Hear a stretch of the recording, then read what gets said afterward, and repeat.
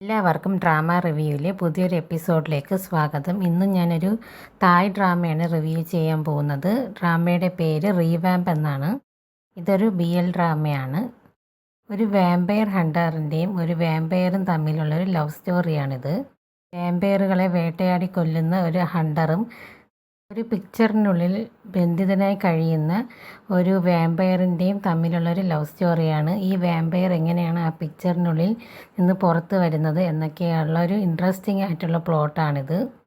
ഒരു പിക്ചറിനുള്ളിൽ ഈ വാമ്പയറിനെ തളച്ചിട്ടൊക്കെയായിരുന്നു. അപ്പോൾ ഈ വാമ്പയർ ഹണ്ടറാണ് അവനെ അതിൽ നിന്നും പുറത്ത് കൊണ്ടുവരുന്നത്. ഇവനെ വേട്ടയാടി കൊല്ലുക എന്നതായിരുന്നു ആദ്യം ഇവൻ്റെ ഉദ്ദേശം.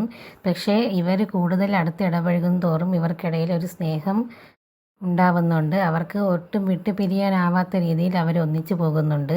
ഒരു ഹണ്ടറാണെന്ന് അറിഞ്ഞിട്ട് തന്നെയാണ് ഈ വാമ്പയർ അവനെ സ്നേഹിച്ചതുമെല്ലാം. അവൻ കരുതിയിരുന്നത് ഇവനറിയില്ല എന്നായിരുന്നു.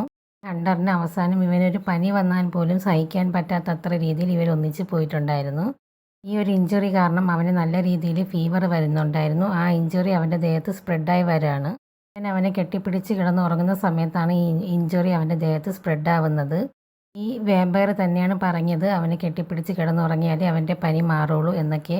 അത് മാറാൻ വേണ്ടി അവൻ കെട്ടിപ്പിടിച്ച് കിടന്നുറങ്ങിയതാണ്. പക്ഷേ ആ പനി അവന് സ്പ്രെഡാവാൻ തുടങ്ങിയിട്ടുണ്ടായിരുന്നു. ഈ വാമ്പയർ അറിഞ്ഞുകൊണ്ട് തന്നെയാണ് അങ്ങനെ പറഞ്ഞതും. അടുത്തൊരു വീഡിയോ ആയിട്ട് വീണ്ടും വരുന്നതായിരിക്കും. താങ്ക്